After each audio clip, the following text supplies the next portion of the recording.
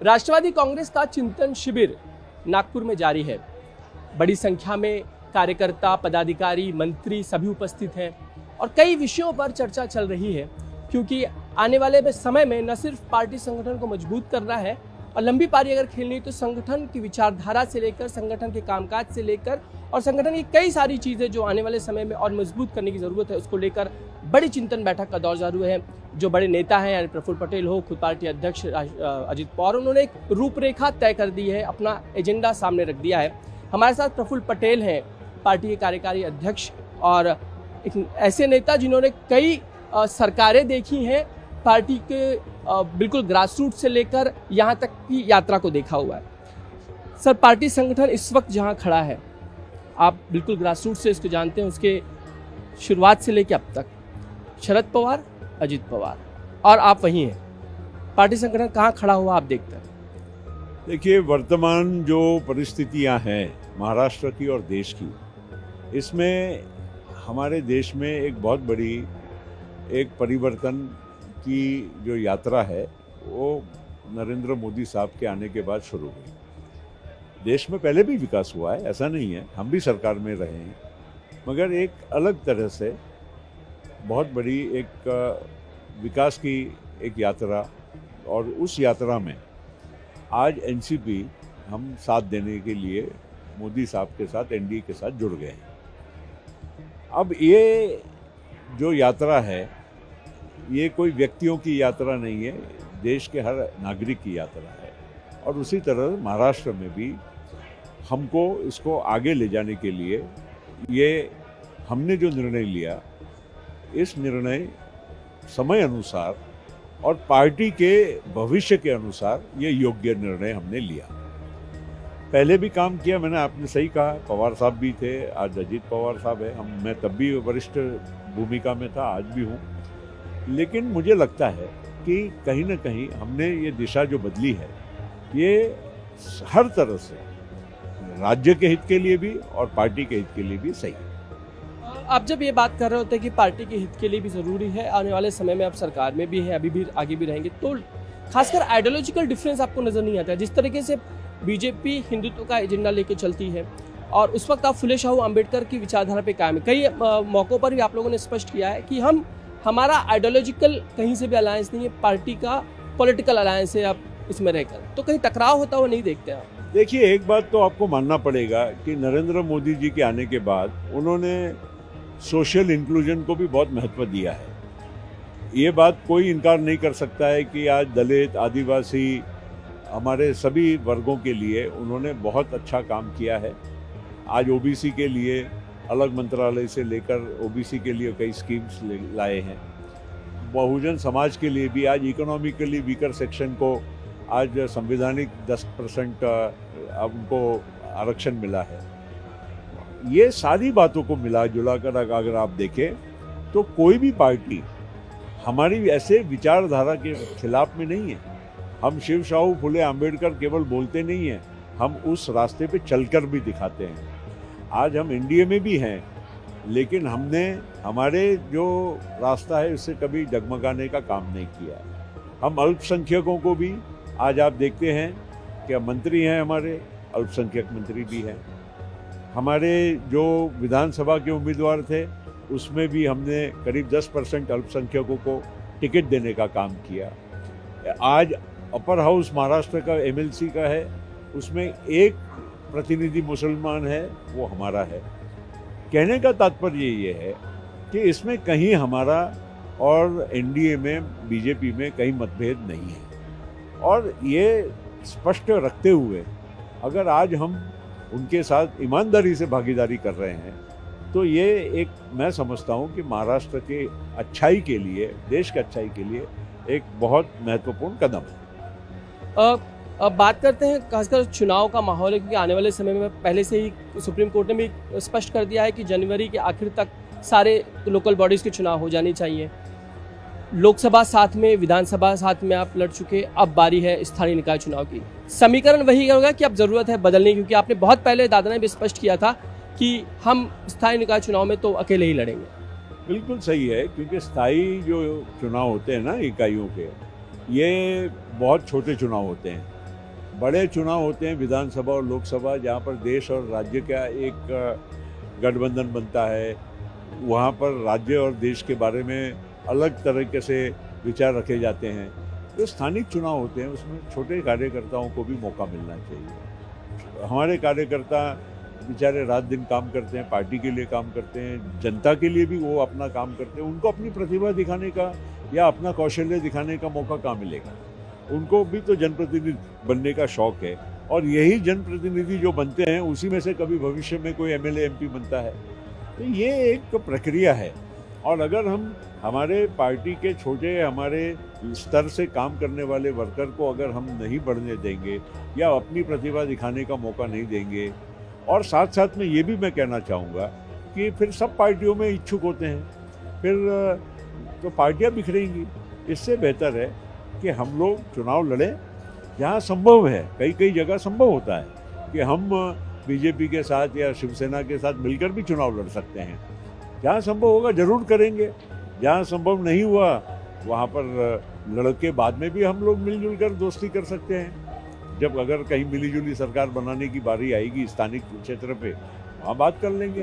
तो ऐसा नहीं है कि ये चुनाव केवल उस नज़रिए से देखा जाए जो लोकसभा और विधानसभा का होता है। इस चुनाव में हम लोग बिल्कुल जहाँ संभव होगा मैं दोस्ती करेंगे, जहाँ संभव नहीं होगा दोस्ती बाद में करेंगे। बात आज के शिविर से कर लेते हैं। आपने शुरू में ही बिल्कुल क्लास ले ली अपनी मंत्रियों के, कुछ ध्यान नहीं दे पा रहे हैं। विदर्भ जैसे एक ऐसे क्षेत्र में आने के बाद जहाँ लोगों से कनेक्ट करने की ज़रूरत होती है, आप कहने बस पिकनिक करने आते हैं और निकल जाते हैं। आपने कहीं ना कहीं कह दिया है स्पष्ट तौर पे कि काम तो करना होगा ग्रास रूट पे आके, वरना कुर्सी खाली करनी होगी। नहीं, देखिए हमारे आज मंत्री हैं और विदर्भ में हमारे पास 3 पालक मंत्री पोस्ट हैं। 11 में से 3 जिले हमारे अगर हैं तो बड़ी बात है। और ये हमारे पालक मंत्री जो भी हैं, विदर्भ की बात नहीं कर रहा हूँ मैं, हमारे सारे पालक मंत्रियों की बात कर रहा हूँ। मराठवाड़े में भी है, पश्चिम महाराष्ट्र में भी है, ये सभी जगह के जो पालक मंत्री हैं सभी ने अपने अपने क्षेत्र में उस जिले में तो काम किया तो बहुत ही अच्छा, लेकिन बाजू आजू में भी जिलों में काम किया, तभी तो पार्टी बढ़ेगी। आखिर देखिए, आम आदमी को जो काम होता है वो राज्य सरकार का होता है, आम आदमी को काम होता है जिला प्रशासन का या उसके एकदम तहसील के वहाँ इलाके का काम होता है। तो उसमें अगर मंत्री अगर हमारे राज्य का बैठकर अगर 2 घंटा उनके प्रेम से बातें सुने, उनकी शिकायतों का वहीं पर प्रशासन के साथ बैठ के कोई रास्ता निकाल के दे, जो सही है वही करना है। तो उस प्रकार से हमारी पार्टी को और लोकप्रियता बढ़ेगी। और इसलिए जो मैंने इशारा किया है वो सूचित इसलिए किया है कि हमारे मंत्री बन जाने के बाद ये ना भूले कि हमारी पार्टी के वजह से वो मंत्री बने हैं, और इसलिए पार्टी के प्रति उनकी प्राथमिकता पहली होनी चाहिए। ये मैंने आज अपनी तरफ से करने की कोशिश की। आपने इस बीच लेकिन ऑब्जर्व क्या किया? अगर मैं कहूँ कि ऑब्जर्वेशन आपका क्या रहा मंत्रियों को लेकर? नहीं, हमारे मंत्री होशियार है, लोकप्रिय हैं, कैपेबल हैं। सबसे बड़ी बात तो क्षमता होती है। आज राष्ट्रवादी कांग्रेस पार्टी की ख्याति आप देख लीजिए, चाहे हमारा एमएलए हो चाहे हमारे मंत्री हो, ये आम तौर पर मैं ये किसी की तुलना नहीं करूंगा, लेकिन मैं ये कहूंगा कि हमारे मंत्री और एमएलए के बारे में एक उनकी प्रतिष्ठा अपने क्षेत्र में एक अलग ही है, पहचान अलग है, काम करने वाले लोग हैं। तो अगर यही काम अपने क्षेत्र से बाहर जाकर भी पूरे महाराष्ट्र में अगर हमने किया, और ख़ास करके विदर्भ जैसे एरिया में जहाँ पर हम लोग कम जगह लड़ते आए हैं, इसलिए हम लोगों को हमारे नंबर बताने के लिए मौका नहीं मिलता है।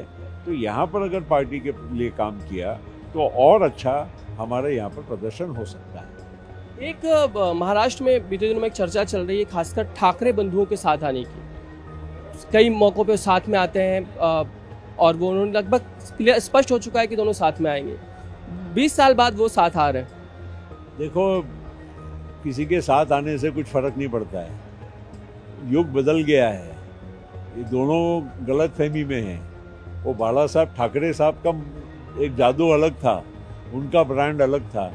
ये ब्रांड अब वो कम कर चुके हैं लोग, ये ब्रांड ये दोनों ने गंवाया है। और इसलिए ठाकरे साहब का ब्रांड जो शिवसेना है वो शिवसेना का ब्रांड अब शिंदे साहब के तक पहुंच चुका है। और इसलिए गलतफहमी नहीं रहना चाहिए। मराठी आदमी के प्रति हर पार्टी की, एनसीपी से लेकर शिवसेना शिंदे साहब से लेकर बीजेपी, सभी मराठी व्यक्ति के लिए लड़ने वाली पार्टियां हैं। कोई भी ये गलतफहमी में न रहे कि मराठी व्यक्ति की लड़ाई केवल शिवसेना, उद्धव ठाकरे या राज ठाकरे लड़ते हैं। ये बहुत बड़ी धारणा गलत है। और मैं आपको कहना चाहूँगा कि ये जब इसके रिजल्ट आएंगे ना, तब चौंकाने वाले आएंगे कि कितने मराठी व्यक्ति ये दोनों बंधुओं के पीछे खड़े हैं और बाकी हमारी महायुति के तीनों पार्टियों के पीछे इस राज्य का आम मराठी व्यक्ति कितना खड़ा है ताकत के साथ, ये उस चुनाव के नतीजे के बाद नजर आएगा। मतलब आप कहना चाहते हैं मुंबई, पुणे, नासिक जो उनका बेल्ट है, खासकर एमएमआर रीजन है, संभव नहीं है दोनों को साथ में लेकर जीत पाना? देखिए, अब थोड़ा बहुत कोशिश है ये उनकी। अब कोशिश में तो हर आदमी को कोई करने का अधिकार है, हम उसमें कैसे कह सकते हैं कि कोशिश मत करो। पर ये जरूरत क्यों पड़ी?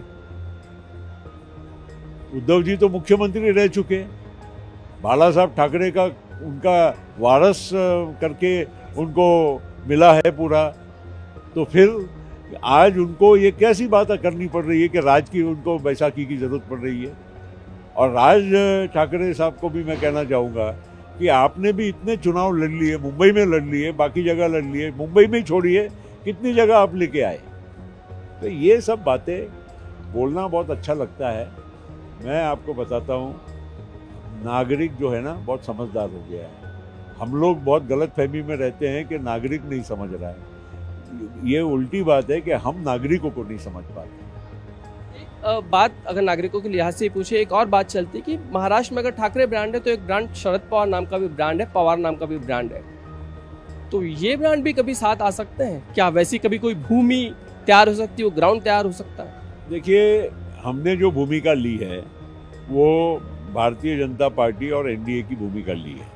और पवार साहब बार बार ये कहते हैं कि मुझे भारतीय जनता पार्टी के साथ जो लोग हैं उनके साथ नहीं जाना है। तो फिर वो मिलन की बात उसी एक मुद्दे पे कहाँ से आने वाली है? इसलिए वो चर्चा मेरे हिसाब से निरर्थ है।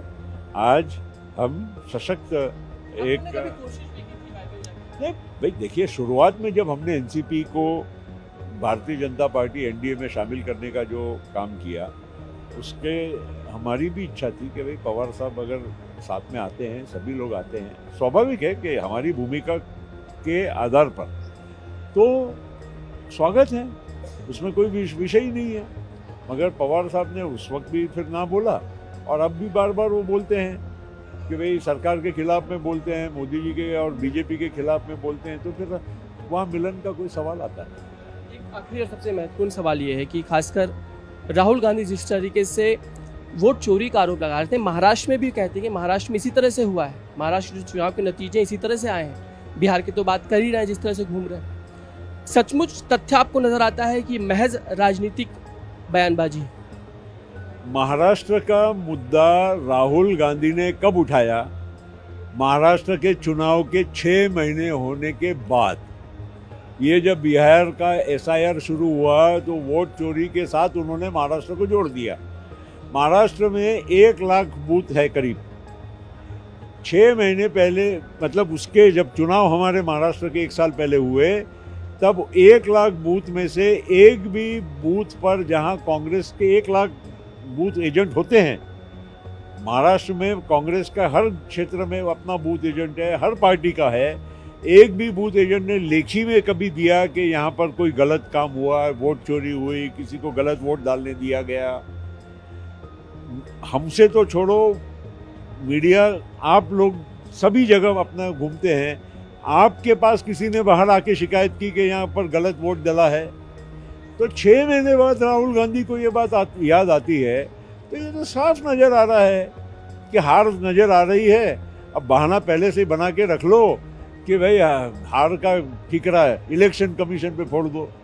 और हम बार बार हर चुनाव हारते हैं, तो हम इसलिए हारते हैं कि इलेक्शन कमीशन फेयर चुनाव नहीं कराता है। अरे इस देश में संविधान में बाबा साहब आम्बेडकर के समय से इतने सारे चुनाव हुए, अरे इमरजेंसी के बाद भी इंदिरा गांधी ने इमरजेंसी लगाई, सारों को डरा धमका कर भी जब इलेक्शन किया तो उनकी हार हुई और जनता पार्टी की विजय हुई। तो हम 77 की पुरानी बात करते हैं, जबकि जब हम उस जमाने में हम सुनते थे कि बूथ कैप्चरिंग होता है और लड़ाई होती है, या गरीबों को, दलितों को, पिछड़ों को वोट डालने नहीं दिया जाता है, वैसी भी बातें उस जमाने में सुनते थे। कब? 77 में। अब वो ज़माना भी बह गया है, अब तो नया ज़माना है। हर वोटर के पास एक आइडेंटिटी कार्ड है। आपको घर में आप भी वोट डालने जाते हैं तो पहले इलेक्शन कमीशन की पर्ची आती है जिसमें आपकी फ़ोटो रहती है। आप बूथ में जाते हैं तो फोटो के साथ वो आपका नाम चेक करता है। सारे पार्टियों के बूथ एजेंट बैठे होते हैं, उनके पास भी फ़ोटो वाला वो स्लिप रहती है। तो वो सब होने के बाद भी अगर आप कहोगे कि वोट चोरी है, चुनाव के 6 महीने होने के बाद आप ये सब बातें चालू करोगे तो कौन विश्वास करेगा भाई? अंगूर खट्टे हैं। अभी भी हाइड्रोजन बम बाकी। अरे हाइड्रोजन बम लाओ, एटम बम लाओ, वो दिवाली में जो लक्ष्मी बम लाते हो, या वो छोटी सी वो फटाके की वो लड़ लगाते हैं, वो जो भी आपके पास है वो सब फोड़ दो एक साथ में। जो दूध का दूध, पानी का पानी एक बार हो जाने दो। बातचीत करने के लिए कैमरामैन सागर के साथ समीर भीसे, इंडिया टीवी, नागपुर।